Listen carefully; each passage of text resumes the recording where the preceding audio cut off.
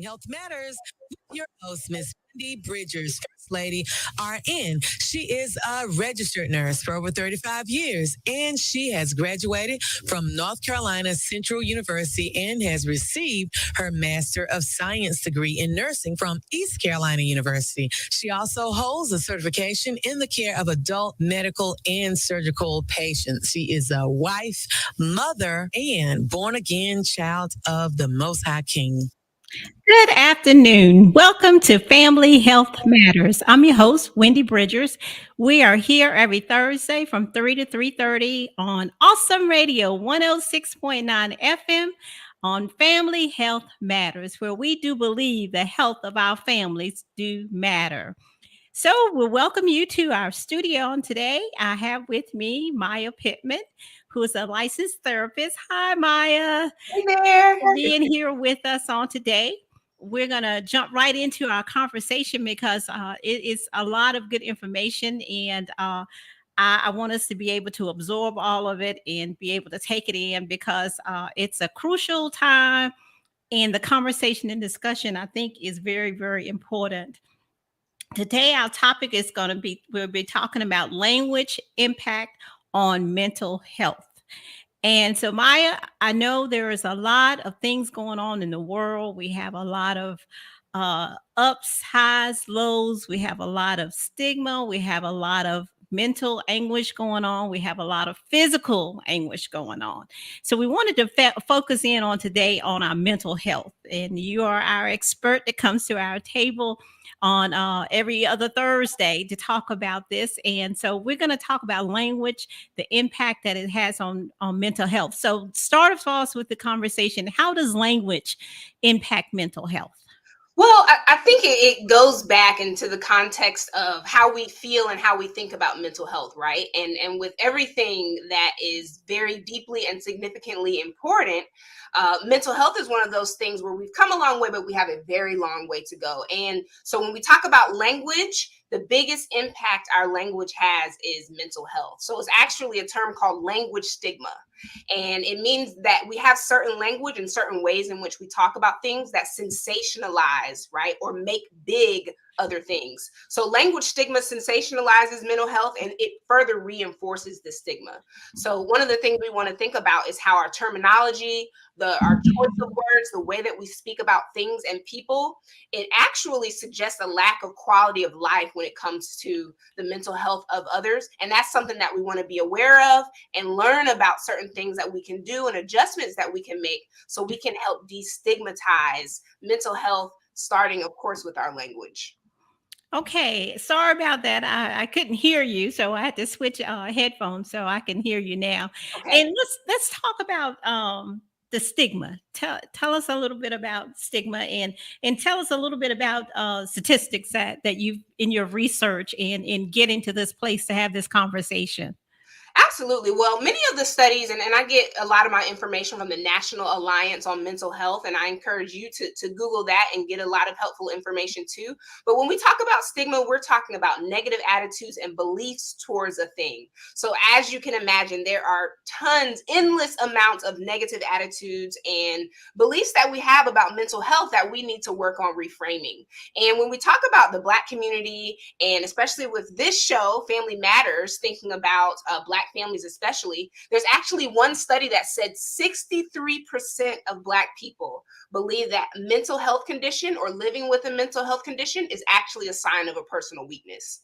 So if you can consider the fact that over half of Black people involved in this study that represents us as a community believe that it's a personal weakness to have a mental health, you can only imagine what types of messages and the types of language they've heard that has also put them in that position. Now, tell us again that website you just mentioned. You said Yes, it really quickly. Tell us, and this is a website that we can go as lay people, absolutely. that as families trying to seek some understanding about how to help and how to, because, you know, like you said, family health matters, how we can help our loved ones if they are having some mental health issues that we can sort of talk about. This is a good, reliable source. It's a very reliable source. It's the National Alliance on Mental Health, and they have statistics on different communities, different minority communities, families, genders, all types of information. So NAMH, National Alliance on Mental Health.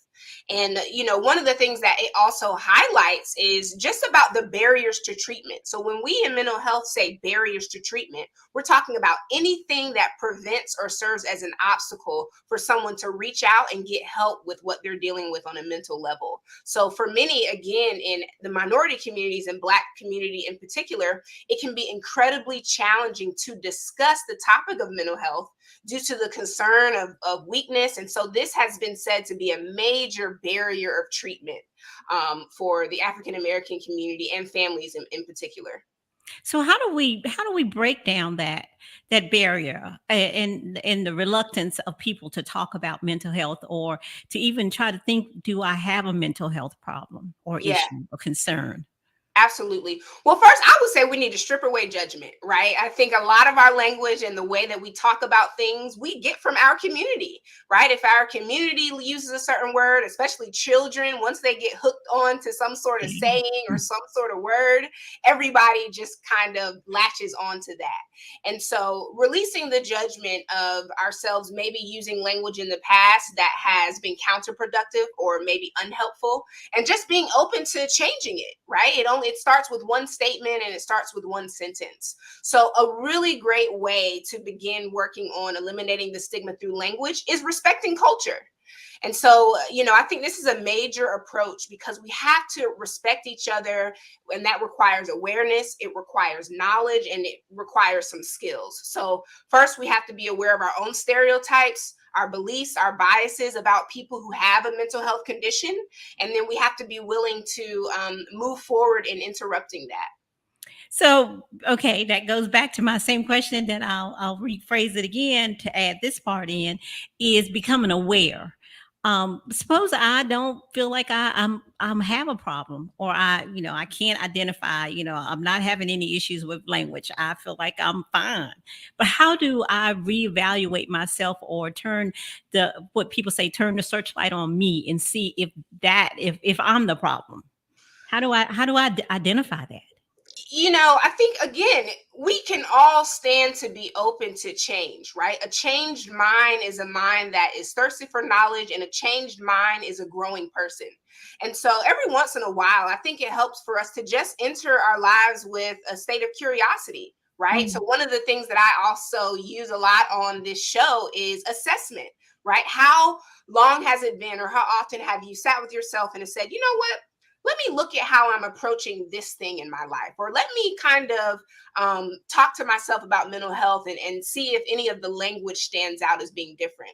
That website that I just mentioned, the National Alliance on Mental Health, even if we just go there and visit and start to read, I'm willing to bet you would see some things that you absolutely did not know before, or you would recognize some language or some thoughts that you had that were completely untrue or are myths.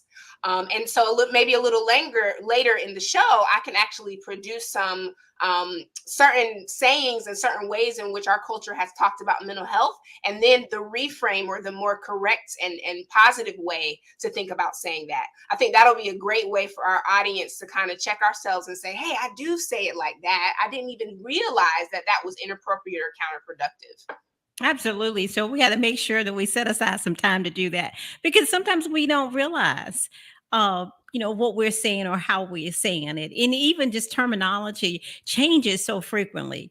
What I used to think something meant, when I was growing up, totally means something totally different now to this generation. It means something totally different, and if I'm still thinking it means the same thing that it meant 15 years ago, and I'm using it and people are wondering, well, she's not very sensitive at what she's saying. And it's honest, it's because I just don't know.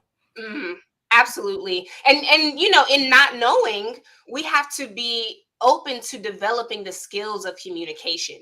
And one of those skills is using first person language. And so Mm. using that approach can help us choose our words that are more respectful. And it puts the person's maybe abilities before their limitations. So an example of first person language, what it means really is that we put ourselves and others first in a sentence. So it's the difference between saying, oh, someone is schizophrenic, and instead saying this is a person who's living with schizophrenia. So again, we have to be open to recognizing that a person's mental health is one aspect of that person. It's not the entirety of who they are. But because of the stigma, if someone presents with mental health concerns or a mental illness, we spread that and blanket it around the entire person. And that's unfair, and that's something that we have to interrupt. And that's a really good point, because even with that stigma, and if I realize that that something is going on in my life, and I do need to seek out some type of help, and I believe in church, I believe in prayer, I believe in talking to my elders, I believe in all of that, but sometimes we need to go beyond that. And how do you help people realize that it's okay? And I think we realize that, help people realize it's okay by being the example, by being the model, especially when we talk about families, right? Children, for example, are going to go within the direction or the way of their parents, right? We say train a child up in the way they should go, and when they're old they will not depart from it. And so we have to put ourselves in the position of being the model and being the example, and leaning into the discomfort of making a conscious decision to say, you know what, today I'm going to focus on using first person language. And I think we will be very surprised at how the people around us begin to latch on to that. I'll give you a brief example. I work with a colleague. His name is Jarmichael Harris. He is the director of the Substance Abuse Alliance of North Carolina. And one of the things he taught me was about substance use versus saying substance abuse. And so historically, we always say, oh, this person has a substance abuse problem. And abuse has a very negative connotation to it. And so I would repeatedly hear him say substance use, substance use. And that stripped away this negative connotation. And just that one saying that he repeated stuck with me. And it's almost hard to unhear. So I think that's really where we start with that, Wendy. That's a great point. And teaching our children, because our children, like you said, leads we lead by an example. And when we have conversation with them, and even just in the public, when we're walking around and you're seeing somebody that is standing by the one thing that I've seen more frequently in Greenville now is people standing by the stop signs with different signs. And, you hear people just assume that, they have a mental issue, or they have a mental deficit or something. But that's stereotyping. You don't know why they are at that point in their life to be standing there. And in talking in the car with your children in there, you have to be careful that you frame what you say, because that could be stigma, with that type of or with that person, correct?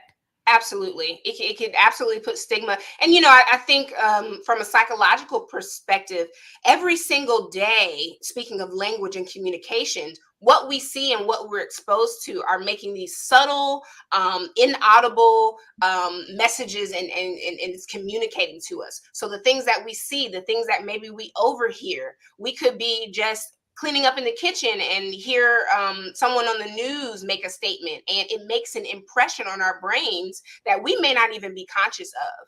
And so it's also important to be open to correction. And sometimes that can be very uncomfortable, and we have to find a way to respectfully allow someone to understand, hey, when you said this thing that way, it made me feel like this. Or, hey, I learned one time that when we say this way about people, it can cause them to feel embarrassed or weak. And so we, especially in families, I want to encourage and allow us to recognize that we have to be open to correction, because that is also a form of love, not allowing someone to walk down a path that we know may not be the brightest or the best. So, okay, so expound a little bit more on that. And how do we help them not to walk down that path? How do we recognize something in our children or in our loved one or in the family how can we help them with that? Well, I think the first way we can help is listening. you Mm, know, okay. in the goings on of life, and you know, all of the things that we have to do, it can be very easy to be on autopilot. And so again, as we're talking about language stigma, the first thing that we mentioned was awareness. And so awareness requires us to be very in tune with what we're hearing and what we're noticing about ourselves and those around us. And so every once in a while we may need to check ourselves and bounce out of autopilot so that we can listen and really be aware of maybe language that someone has been engaged in that could be harmful. I think another thing, and we always say this on this show, is make room for conversation. I think, you know, historically, we have labeled this idea of a family meeting or taking time as something maybe we don't have time for, or something that seems outdated or not culturally in alignment, if you will. And so I think it's okay for us to be open as families, especially as Black families, to say, hey, on Sunday nights or every other Sunday, we're going to sit down and we're going to take, whether it be half an hour to an hour, to just talk. Let's listen to one another. Let's express some of the things that we're experiencing and maybe even some of the things that we're learning. And that can go such a long way, especially for children. Yeah. And you know, it used to be a time that's where the conversation started around the table in mealtime, that you took Yes. time and everybody sat down and everybody ate together and you had conversation together and you moved on. You wasn't here in one room, somebody's eating in one room, somebody's eating in the other room, or somebody's sitting at the table with their cell phone in their hand Mhm. and looking at the cell phone. So that's an old tradition. Some Yes. things that say, you know, people say, you know, it's outdated, but some things I guess we need to bring back. Absolutely, absolutely. And you know, I think there are many opportunities for that. So for example, as you just said, instead of eating around the TV, simply coming to the table creates a door for discussion to take place. And Right. so we have many moments like that throughout our days where we can just kind of capitalize on an opportunity to learn from one another and to speak and even educate each other. It's amazing too how a lot of times, I'm sure you can reflect on this in being a mother. Your children go to school and they come home and they're just so anxious to share the facts and certain things that they've learned with you. Absolutely. And you know, I think we as adults, we get away from that. And so I wonder, what would it mean if we were as curious about or as open to learning and sharing that as our children are when it comes to school and new knowledge that they gain on a weekly, daily basis. That's a very good point. Because if they come in willing and ready to share and you shut them down, then they're not going to share. And then if you do it more than once or twice, then you're going to find them not even wanting to even bring up the conversation because in their mind they're thinking mama or daddy or whoever, grandma doesn't want to hear it, so I just don't tell. Absolutely. So those things that are really exciting to them, they don't share. But then those things that you feel like they should be telling you if they're being bullied or things that has caused them to be stressed, they come home with that same attitude and saying, I'm not going to share because nobody wants to listen. Absolutely. Very, very true.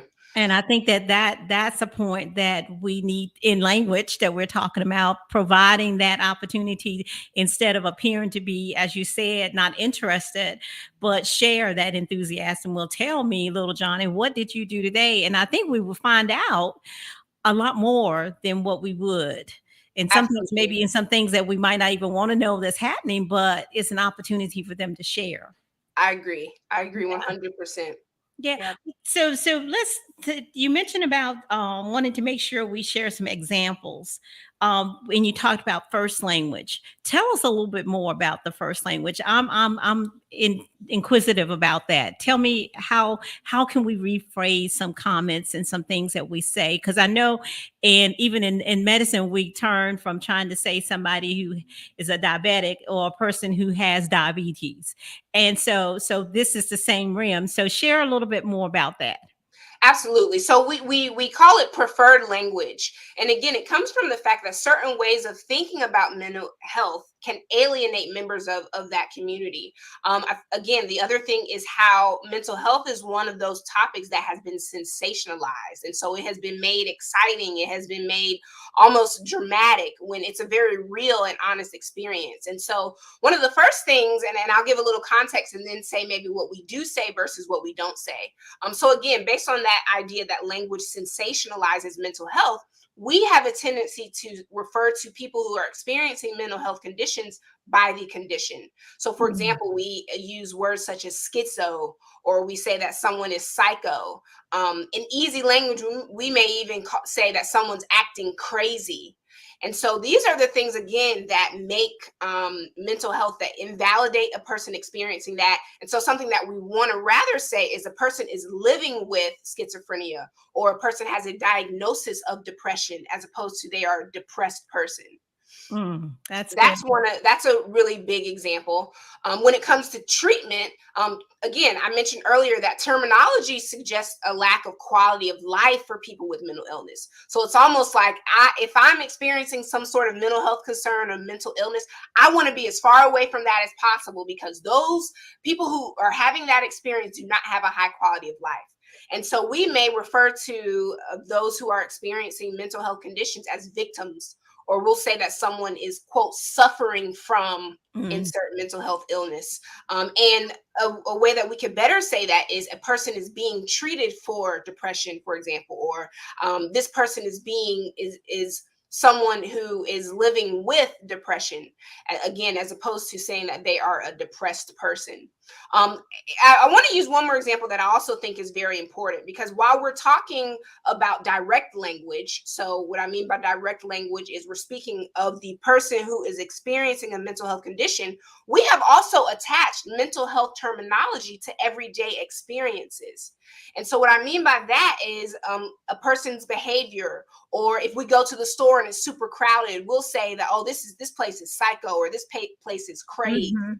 And that further facilitates this stigma of mental illness. So what we maybe rather would say is, this person's behavior was unusual, or I went to the store today and it was unusually crowded. And so again, we want to describe what's happening as opposed to attach this thing or this phrase to the entire person, if that makes sense. Yes, that does. That makes, and we are so, you are so right. We are so quick to use that language in everyday life until Absolutely. I think it I want to say I don't want to say degrades, but it decreased the value. It desensitizes us to actually using the proper terminology. We just sort of just add just words out of the blue, just like, this is just crazy. This is just crazy. Right. And I've always remembered, people always say your word carry weight. So Hmm. you speak these words and you say these things, or the one thing that gets to me a lot is people say, I'm losing my mind. Yes. Yeah, and you know that they don't mean they're actually losing their mind. But to me, in my mind, I'm thinking you're speaking that. And you have to be conscious of what you say, because you say it enough, one, you'll start to believe it, and then people around you will start to believe it. Absolutely. And I think in terms of what people believe, the same thing goes for treatment. And so there are even ways in which we talk about how someone addresses or treats their mental illness or mental health concern that undermines people's willingness to seek help. So an example of that is, let's say someone is taking medication, or antidepressants rather, which is in many cases, a very helpful method of treatment. We'll refer Mhm. to it as happy pills or crazy pills. Or if someone's going to see a psychologist or a psychotherapist like myself, they'll call it a shrink. Oh, you're going to talk to that person. Whereas we need to use the correct terms. So, antidepressants, a psychologist or a psychologist, or instead of saying, for example, the crazy house, we can say mental health hospital or behavioral health unit. And that sounds like a lot, but this extra effort can go an extremely long way when it comes to decreasing the stigma associated with people seeking help for the things that they're experiencing. Absolutely, absolutely, because you wouldn't cringe on going to the emergency room. You would tell Absolutely. people you need to go to the emergency room. And if you're experiencing a mental health crisis, you need to feel comfortable saying, we need to seek help for you. And instead of making them feel like, you know, uh, now what we're gonna do, instead of making them feel uneasy, but make them feel more comfortable. Absolutely, Yes. that's a good point. That's a good point, because we have to not make people, but let people know that you are concerned. Yes. you are Absolutely. concerned in whatever, just as concern of somebody having a heart attack as somebody having a mental crisis. Hmm. That should be just as important in dealing with everyday life. Yes, 100%. And again, I think what's so great about this is these are things that we can start doing today. Mhm. This isn't something we have to sit down and prepare for, take time. I mean, one language change can open up our minds. There's something in the field called conformity bias, and this relates in real life. Let's say you get a new red Kia. From then on, all you'll see on the road are red Kias, Mhm. right? And so just making this simple language change, and I won't demean it by saying simple, by making the effort to challenge the ways in which we're using language. See, that was a way that I interrupted myself even. It can open up our minds to be more aware, to really notice what we're saying, how we're saying it, how it's affecting people, and just foster an overall greater respect for everyone. Yeah, and that's well said. Well said, because I think we have to start with ourselves and making ourselves aware. And one of the things you mentioned earlier about being knowledge, gaining knowledge, being knowledgeable, seeking out ways, and not just be content that if it's not in my house, I don't have to deal with it. But Yes, why not? Why can't I go to the website and read about this and see that, help me prepare, that if I should be approached or something should happen and I need to intervene, I will have at least the proper language that I can use to be supportive of that family member or that person. absolutely. I go to the saying that is small but strong, that words mean things. Hmm. Yes. Words mean things, and how we say it, what we say, can have such a large impact on how we live. Yeah, and that saying "sticks and stones may break my bones, but words will never." That is so not a true It, statement. it, it is not. It is It not is a true not. statement at all. And words will linger, and Yes, they will stay with you, and you can start children off just with saying negative things to them, and they will grow up to be negative adults or people that may hurt themselves or hurt other people. absolutely. So you have to, keep in mind that you have to be knowledgeable and you have to be aware, and then learn those skills, those language, those terminology that you can do to just enhance yourself so that you can be well prepared. So just did we cover? I wanted to make sure that we talked about the examples you wanted to share, the preferred languages. So because Ye- we're running down, so we got those. So now just we have maybe just a couple of minutes. Okay. Well, not even a couple of minutes, but maybe like a minute, just to or 30 seconds to talk. Just what would be one thing that I know we've talked a little bit about making the awareness. So what would you just leave with a thought? I think a great thought is, how can we make it easier on ourselves to remind ourselves of what we want to do? So, in other words, set a reminder in the phone that maybe ask yourself, have you been talking in a respectful way today? Or you may want to make a quick sign, put it on the fridge that say, hey, watch your words. Words mean things. And these small little things can leave nuggets in our mind to be more aware. Perfect. So thank you for leaving that thought. That was awesome. Yay. Yes. So thank you, Maya, for joining us today. Again, I'm your host, Wendy Bridgers, and we are here every Thursday from 3 to 3:30 on Family Health Matters on Awesome Radio 106.9 FM.